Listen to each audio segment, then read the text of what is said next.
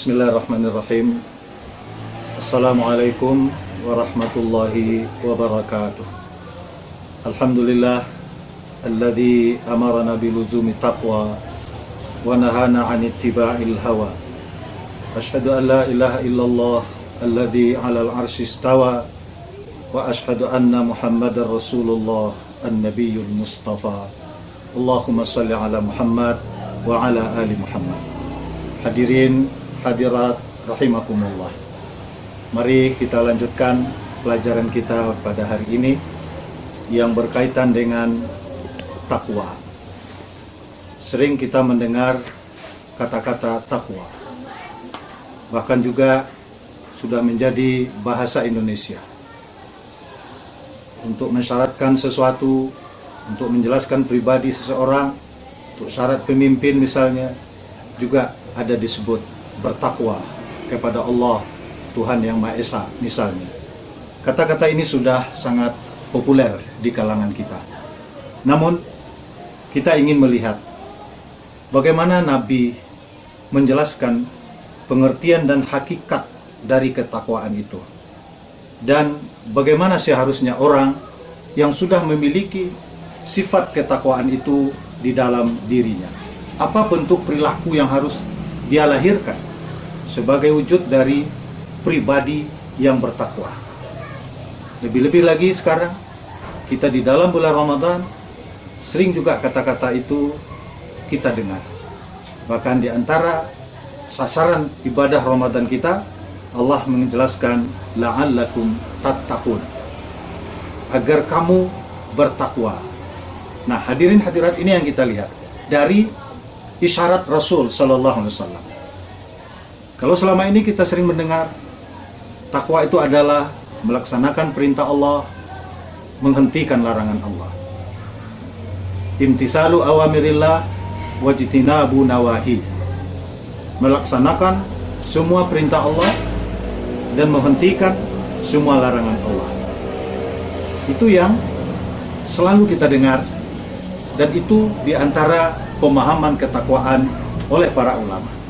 Nah, sekarang kita ingin melihat bagaimana dari isyarat Nabi kita sendiri, Nabi Muhammad SAW, di dalam hadis beliau menjelaskan pribadi dan sosok orang yang bertakwa itu. Jadi mudah untuk mengukur diri kita, mengukur diri para hadirin hadirat dan kita kaum muslimin semua. Apakah saya ini sudah bertakwa menurut dari Nabi tadi, atau memang saya masih berusaha untuk menjadi orang yang bertakwa itu. Nah, mari kita lihat. Di antaranya di dalam hadis Rasul sallallahu alaihi wasallam, hadis diriwayatkan oleh Imam At-Tirmizi, hadis yang ke-2451. Ada isyarat Nabi di situ. Mari kita baca. Atau Bapak Ibu hadirin hadirat bisa lihat nanti di Sunan At-Tirmizi, hadis yang ke-2451. Apa kata Nabi? Beliau menjelaskan, la yablughul 'abdu ayyakuna minal muttaqin hatta yada'a ma la ba'sa bihi hadaran lima bihil ba'su. Nah, ini sangat hati-hati sekali Nabi memberikan batasan tentang orang yang bertakwa itu. Nabi melihat sangat jauh sekali. Kita terjemahkan, tidak akan sampai seseorang hamba kepada derajat orang yang bertakwa sebelum dia meninggalkan hal yang boleh, karena dikhawatiri yang boleh itu akan menimbulkan permasalahan. Jadi Nabi memberikan suatu pengertian yang sangat dalam sekali, ibarat menyayat. Hadirin hadirat, sayatan Nabi itu sangat halus sekali, ibarat mengeruk. Nabi itu mengeruk jauh ke dalam. Nah, kenapa kita katakan jauh ke dalam? Kita lihat dari arti tadi. Seseorang, kita hadirin hadirat, baru bisa disebut orang bertakwa ketika meninggalkan yang boleh. Yang boleh ditinggalkan, bukan yang dilarang ditinggalkan. Yang boleh. Yang boleh ditinggalkan kalau yang boleh ini dikhawatiri akan menjadi permasalahan. Nah, bahasa kitanya, ini katakanlah boleh di dalam ajaran Islam. Ini boleh saya lakukan, halal misalnya. Tapi ketika hati kita berkata, jangan-jangan nanti begini, jangan-jangan nanti begitu. Ketika hati ini berkata, jangan-jangan, maka disinilah orang yang bertakwa itu dia tinggalkan. Walaupun itu boleh. Nah, hadirin hadirat rahimakumullah. Bagaimana mendekatkan ini? Kita lihat di antara contoh, misalnya apa yang dilakukan oleh para salafus saleh, orang-orang saleh terdahulu. Di antaranya kita melihat ada satu riwayat, yaitu Muhammad ibnu Munkadir.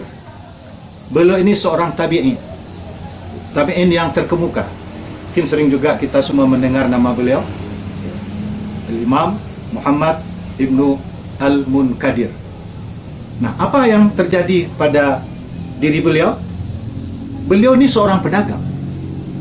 Nah, di dalam toko beliau itu ada beberapa barang dagangan yang harganya berbeda-beda. Ada satu bahagian bi khamsati wa ba'duha bi ashratin. Ada satu barang, katakan pakaian ini harganya 10 dirham. Ini 5 dirham. Biasalah kan seperti kedai-kedai dan toko-toko bapak dan ibu sebagai pedagang, kan di dalam toko kita itu ada barang yang beraneka ragam. Nah, suatu kali faba'a ghulamuhu fi ghaibatihi. Satu kali ketika dia tidak berada di toko, dijual oleh anak tokonya atau penjaga tokonya atau pegawai tokonya, ada harga kain yang 5 dirham, dia jual 10. Jadi ada harganya yang 10, yang harganya cuma 5, tapi dia jual kepada pembeli 10. Di mana tahunya? Ketika dia sudah balik ke toko. Tentu bapak dan ibu sebagai pedagang sudah balik dari toko dari satu keperluan, apakah dari salat atau keluar sebentar, lalu ditanya, ini sudah terjual tadi, ini sudah habis tadi. Tentu ditanya, bapak sebagai induk semang, ibu sebagai pimpinan di toko itu, ini berapa jual tadi? Sekian, ini berapa jual tadi? Sekian. Berarti sudah pas barangkali harganya. Ada satu barang yang disebut oleh pegawai tokonya dijual 10. Padahal harganya cuma 5. 5 ditetapkan di toko itu harganya, dijual oleh pegawai tokonya 10. Nah, mendengar itu, Muhammad ibnu Munkadir, beliau keluar dari toko. Beliau cari pembeli itu di sepanjang pasar. Mudah-mudahan pembeli ini belum sampai ke kampungnya. Beliau cari, ketemu. Tahu beliau, ini barang dibeli di toko beliau.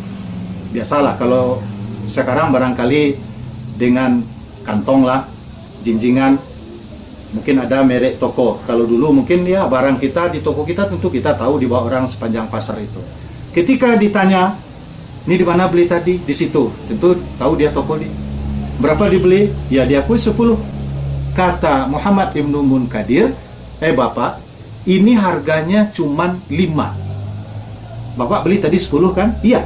Ini harganya cuman 5. Qad ghalata al-ghulam. Pegawai toko saya tadi salah menjual. Faba'aka ma yusawi khamsatan bi ashratin.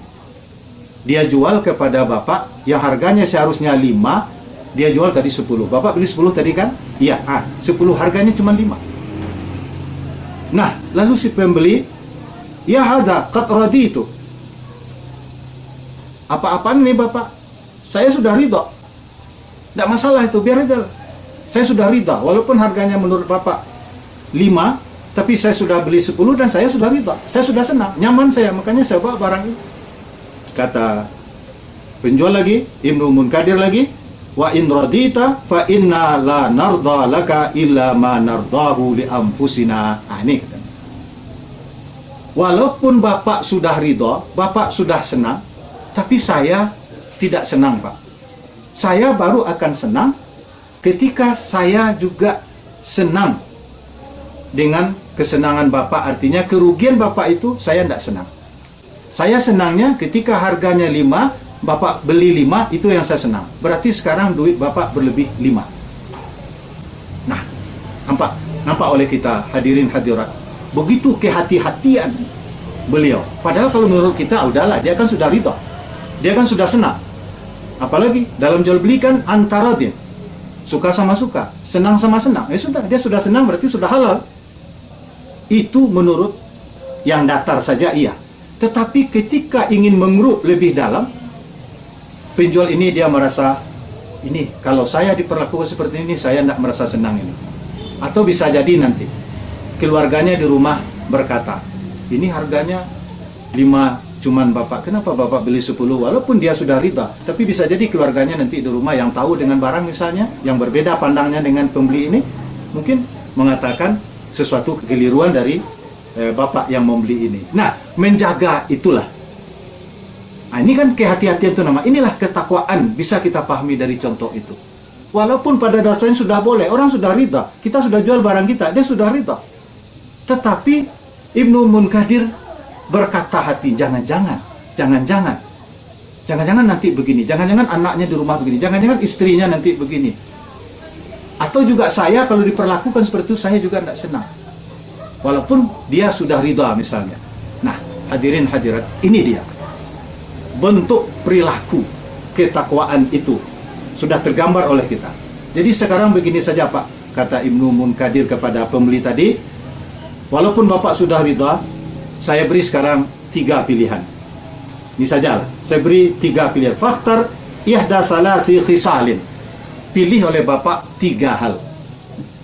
Sekarang begini, saya pilih 3. Apa itu? Pertama, ya, imma an ta'khudha syiqqatan minal asyariyah. Pertama, Bapak ambil barang yang seharga 10 di kedai saya lagi. Balik Bapak lagi ke toko saya, ayo ambil barang yang lebih baik dari ini yang harganya 10. Tadi kan Bapak beli 5 nih. Iya, ini kualitasnya kurang menurut saya ini di toko. Maka karena duit Bapak 10, Bapak ganti barang seharga 10 nanti di toko saya. Kembali kita ke toko. Atau yang kedua, Bapak tidak mau itu. Yang kedua, wa imma an narudda 'alaika khamsatan. Yang kedua, atau kami kembalikan uang Bapak 5. Katakanlah Bapak sudah cocok dengan barang ini, oke, baik, tidak masalah. Tetapi uang Bapak saya kembalikan 5 lagi. Itu pilihan kedua. Yang ketiga, kalau Bapak tidak mau, pilihan pertama Bapak tidak mau, pilihan kedua Bapak tidak mau, dikembalikan uang. Yang ketiga begini saja, wa imma an tarudda syiqqatana wa ta'khudha darahimaka. Yang ketiga begini saja Pak, Bapak kembalikan barang yang Bapak beli ini, dan kami kembalikan pula uang Bapak 10 dirham. Intinya apa? Jual beli kita batal Pak, tidak jadi kita jual beli. Nah, mana yang Bapak pilih 3 ini? Kami kembalikan, kami beri barang yang seharga 10 dirham, atau Bapak terima kembalian uang 5 dirham, atau jual beli kita batal. Bapak kembalikan barang dan saya kembalikan uang Bapak 10-nya. Kita tidak jadi jual beli, batal jual beli kita.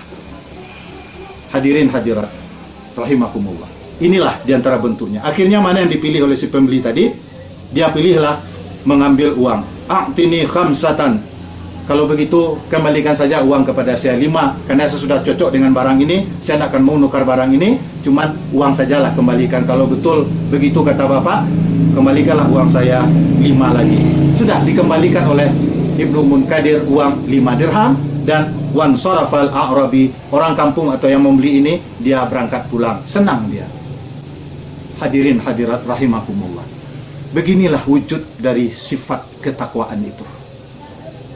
Tidak hanya meninggalkan yang haram, tidak hanya mengerjakan yang wajib, tetapi yang ditinggalkan itu adalah yang boleh, kalau yang boleh ini dikhawatiri nanti menimbulkan masalah. Kalau bahasa kita, jangan-jangan saya kerjakan ini, jangan-jangan nanti, walaupun pada dasarnya boleh, jangan-jangan ini dia tidak senang nanti, jangan-jangan akan muncul masalah seperti ini nanti. Nah, inilah sikap. Apalagi kalau mengambil yang haram, apalagi kalau menyikat yang jelas-jelas dilarang oleh ajaran agama, tentu akan lebih tidak mau lagi orang yang bertakwa itu. Mari kita bawa ke diri kita, hadirin hadirat, termasuk diri saya juga pribadi, hadirin hadirat, kita bersama-sama. Ketika kita sudah memasukkan diri kepada orang bertakwa, maka sifat yang harus muncul dalam diri kita dan muncul ke dalam perilaku sehari-hari, yaitu kehati-hatian kalau bahasa kita. Walaupun boleh, tapi yang boleh ini kita pikir dulu. Jangan-jangan nanti begini, biarlah saya tinggalkan. Kalau akan menimbulkan masalah.